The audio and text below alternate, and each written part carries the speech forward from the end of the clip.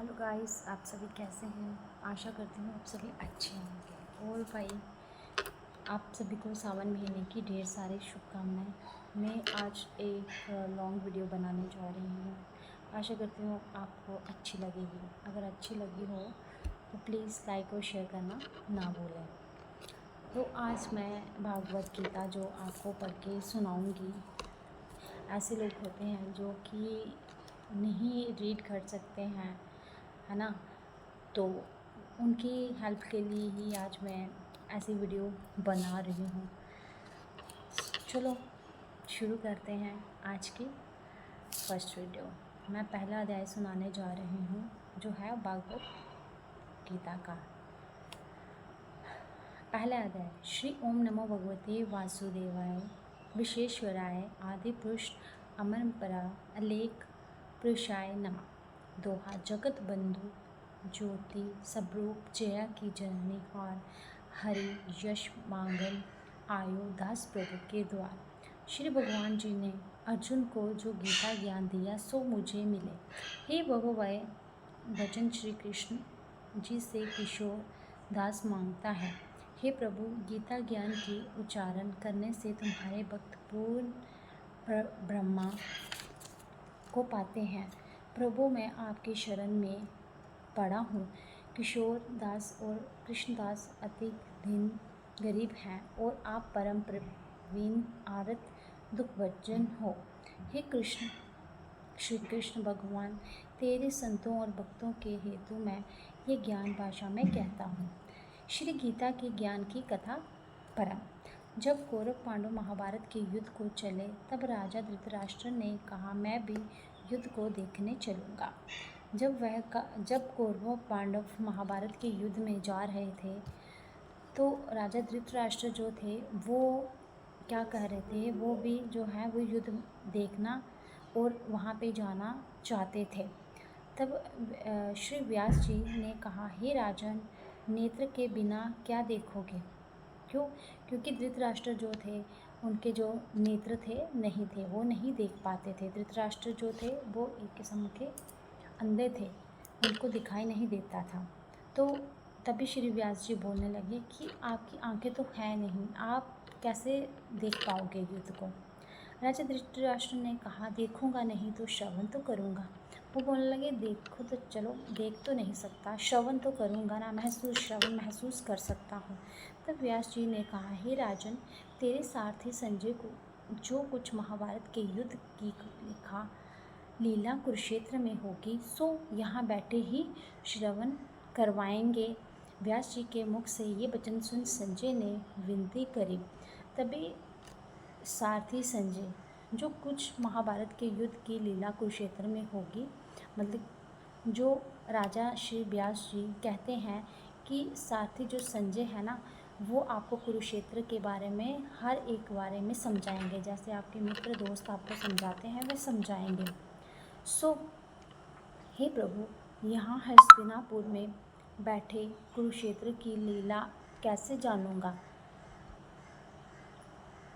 तथा राजा को किस भांति कहूँगा।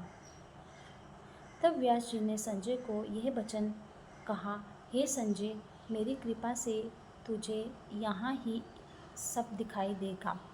तब व्यास जी ने संजय को यह बताया कि मेरी आज्ञा से तुम्हें जो है वो सब कुछ सुनाई देगा और दिखाई देगा। व्यास जी के इतना कहते ही संजय की दिव्य दृष्टि हो गई और बुद्धि भी दिव्य हो गई। अब आगे महाभारत का कौतुक हुआ, क्योंकि जो संजय था उनको व्यास जी ने संजय जी को जो बताया, उनको एक दिव्य दृष्टि जो मिली, जो आगे जाके उनको महाभारत के कौतुक के बारे में समझाएंगे। किनको समझाएंगे? राजन, जिनके नेत्र नहीं थे, राजा दशरथ को, धृतराष्ट्र को सॉरी। कहते हैं, सो सुनो, 7 अक्षौहिणी सेना पांडवों की और 11 अक्षौहिणी सेना कौरवों की। मतलब कि अक्षौहिणी पांडवों की आधी जो सेना थी वो पांडवों की थी, आधी सेना जो थी वो कौरवों की थी। ये दोनों सेनाएं कुरुक्षेत्र में जब एकत्रित हुई तब धृतराष्ट्र ने पूछा, हे संजय, धर्म के क्षेत्र कुरुक्षेत्र में युद्ध की इच्छा से एकत्रित हुए मेरे और पांडवों के पुत्रों ने क्या किया? संजय ने कहा। पांडवों की सेना को व्यूहित देखकर दुर्योधन आचार्य द्रोण की समीप जाकर कहने लगे, हे आचार्य, देखिए, आपके शिष्य बुद्धिमान दृप्तपुत्र ने पांडवों की बड़ी सेना की कैसी व्यूही रचना की है। इस सेना में अर्जुन, भीम सेना, बड़े बड़े धनुर्धर वीर, विराट महारथी, धृष्टकेतु, चिकिताना, बलवान काशीराज, पुरुषजित, कुंती भोज, नरों में श्रेष्ठ, शैश्य, पराक्रमी, युद्धमान्यु, बलवान, उत्तम मौज, अभिमन्यु और द्रौपदी के पुत्र सब के सब महारथी थे। क्यों? क्योंकि वहाँ पे सारे के सारे ही जो युद्ध में महारथी थे वो सभी वहाँ पे उपस्थित हैं। हे ब्राह्मण श्रेष्ठ, आपकी स्मरणार्थ अब मैं अपनी सेना के प्रधान सेनापतियों के नाम बताता हूँ। फिर वो क्या करने लगे? धृतराष्ट्र को वो सेनापति के नाम बताने लगे। आप विश्वकर्ण, युद्ध विजय, कृपाचार्य, अश्वत्थामा, विकर्ण, सोमदत्त का पुत्र भूरिश्रवा और बहुत से शूरवीर मेरे लिए प्राण तक देने के लिए तैयार हैं। ये लोग शस्त्र चलाने में अति निपुण हैं। हमारी सेना को जिसके विष्णु रक्षक हैं अपरिमित बल है और उनकी सेना जिसके भीम रक्षक हैं थोड़ा बल है। अब आप सब अपने अपने मोर्चों पर सावधान रहकर सेनापति की रक्षा कीजिए। भीष्म पितामह ने दुर्योधन को प्रसन्न करते हुए और ऊंचे स्वर में गरजते हुए शंख बजाया। जो पितामह थे, भीष्म पितामह थे, उन्होंने दुर्योधन को प्रसन्न करने के लिए उन्होंने एक बड़े शंख की आवाज़ से उनको सुनाया। फिर वहाँ चारों ओर शंख, नगाड़े, ढोल, गुमखदी, बाजे बजने लगे, जिनका नाम बड़ा भयंकर शब्द हुआ, जिसके अनंत श्री कृष्ण और पांडव अर्जुन ने दिव्य शंखों को बजाया। श्री कृष्ण ने पांचजन्य और अर्जुन ने भी देवदत्त नामक शंख को और भीष्म कर्म करने वाले भीम ने पौंड्रक नामक बड़े शंख को बजाया। कुंती पुत्र राजा युधिष्ठिर ने, अंत विजय नकुल ने, सुघोष और सहदेव ने, मणि, पुष्पक और धनुर्धर, काशीराज, शिखंडी, धृष्टद्युम्न, विराट, अपराजिति, सत्यकी, राजा द्रौपदी और द्रौपदी के पांचों पुत्र और महाबाहु अभिमन्यु, इन सब वीरों ने अपने अपने शंख को बजाया। उन शंखों के बारी शब्द से आकाश और पृथ्वी गूंज उठे और धृतराष्ट्र के पुत्रों के हृदय कांप उठे। हे राजन, अर्जुन ने कौरवों को युद्ध के लिए प्रस्तुत देखकर धनुष उठाकर श्री कृष्ण से कहा कि हे अच्युत, मेरा रथ दोनों सेनाओं के बीच में खड़ा कीजिए। तब जो धृतराष्ट्र थे वह जैसे ही वहाँ पे इतनी ज़ोर से आकाश में किसी चीज़ की ध्वनि बजी, गर्जना हुई, वो सभी जो आपस में वो क्या हो गए? कांप गए। फिर वो अर्जुन ने कौरवों को कहा, युद्ध के लिए प्रस्तुत देकर धनुष उठाकर श्री कृष्ण से कहा कि हे अच्युत, मेरा रथ दोनों सेनाओं के बीच में खड़ा कीजिए। तभी अर्जुन ने श्री कृष्ण जी को बताया कि जो मेरा रथ है वो मतलब कि यहाँ पे युद्ध शुरू हो रहा है, उसी के बीच में मेरा जो रथ है खड़ा कीजिए, जिससे मैं युद्ध करने वालों को देख लूँ कि इस रणभूमि में मुझे किन किन के साथ युद्ध करना चाहिए। वो अर्जुन फिर श्री कृष्ण जी को जब बोलते हैं कि वहाँ पे मेरा युद्ध खड़ा कीजिए, वहाँ पे मेरा जो है रथ खड़ा कीजिए, इसलिए क्योंकि मैं देखूँगा कि मेरे साथ जो हैं लोग कौन कौन लड़ने को तैयार है मेरे साथ।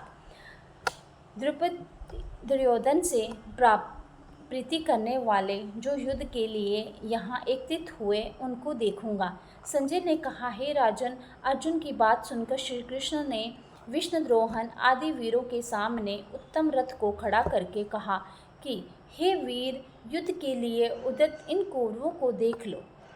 अर्जुन ने कहा, चाचा, बाबा, गुरु, मामा, भाई, पुत्र, पौत्र, मित्र, शब्द और स्वजनों को शस्त्रों से सुसज्जित खड़े देखा और उसने इन दोनों सेनाओं में से अपने ही सब बंधुओं को देखकर परम दयादर हुए ये वचन कहे, हे कृष्ण, युद्ध की इच्छा से आए हुए इन अपने बंधुओं को देखकर मेरे अंग ढीले होते जा रहे हैं। वो कहता है, अर्जुन कहता है कि मुझे अपने ही सामने अपने चाचा, दादा, नाने सभी के साथ मुझे अब युद्ध लड़ना है। इनको देख के ही मेरा जो है दिल वो कांप उठा है, मतलब कि मेरी हिम्मत नहीं पड़ रही। अब आपस में हम जब लड़ते हैं तो सखा रिश्तेदार, हम उनके सामने लड़ने से पहले हमें यही डर लगता है कि हम कैसे इनके सामने जो लड़ें। और मुख सूखा जा रहा है, मेरा शरीर बेकल होता है, गांडीव हाथ से गिरा जा रहा है, गांडीव जो कि धनुष। हे केशव, मुझ में यहाँ खड़े रहने की समर्थ नहीं है और सब लक्षण में उल्टे देख रहा हूँ और संग्राम में अपने स्वजनों का वध करके कोई लाभ नहीं होगा। हे कृष्ण, मैं जीत, राज्य और सुख भी नहीं चाहता हूँ। हे कृष्ण, हे प्रभु, हमको राज्य भोग तथा जीवन से क्या काम है, क्योंकि उन जिनके लिए राज्य भोग और सुख की इच्छा की जाती है वह सब इस युद्ध में प्राण और धन की इच्छा छोड़ मरने को तैयार हैं। ये कहते हैं अर्जुन यही कहना चाहते हैं कि हम देखो, हमें क्या करना है, राज्य और क्या करनी है धन दौलत, आपस में हमने लड़के, इससे अच्छा है कि हम अच्छे से रहें, है ना। आजकल तो वैसे भी लोग जो हैं एक दूसरे के आगे पीछे ही लगे होते हैं, ये कि वो इतना ऊंचा चला गया, हम इतने नीचे रह गए, है ना। ये अभी कलयुग ही तो है। वह ये सब इस युद्ध में प्राण और धन की इच्छा छोड़ मरने को तैयार हैं। और आचार्य, पिता, पुत्र, पितामह, माता, ससुर, पौत्र, साले और संबंधी, ये सब मुझे मारे तो भी हे मधुसूदन, मैं इन्हें मारने की इच्छा नहीं करूँगा।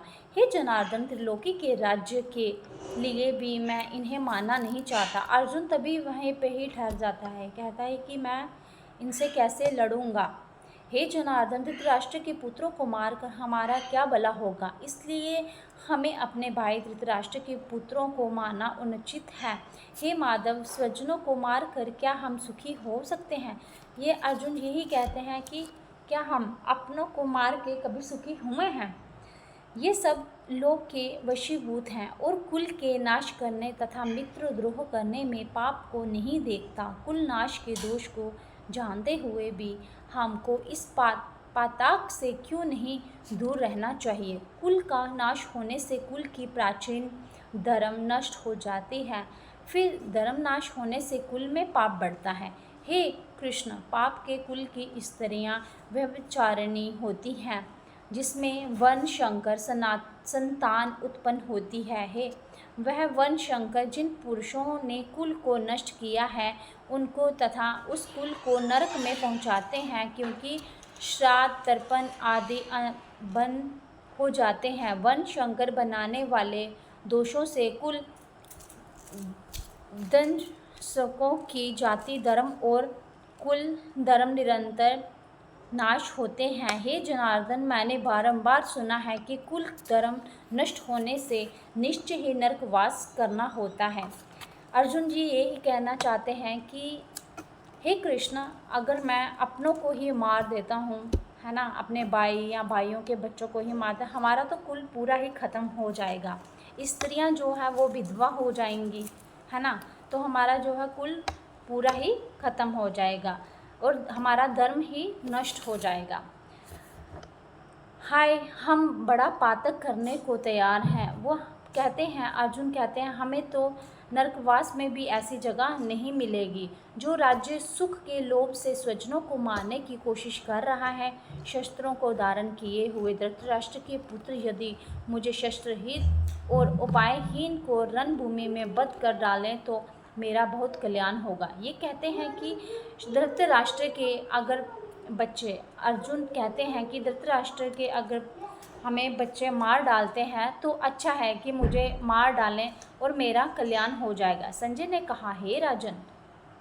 ये कहकर दुखित होकर अर्जुन ने धनुष्यबाण फेंक दिया और रथ के पिछले भाग में जा बैठा। आपको पहला अध्याय कैसा लगा होगा, इसका महात्म मैं आपको कल समझाऊंगी। आशा करती हूँ कि आपको ये पहला मन भगवत गीता का सार अच्छा लगा होगा। और thank you so much. Radhe Radhe.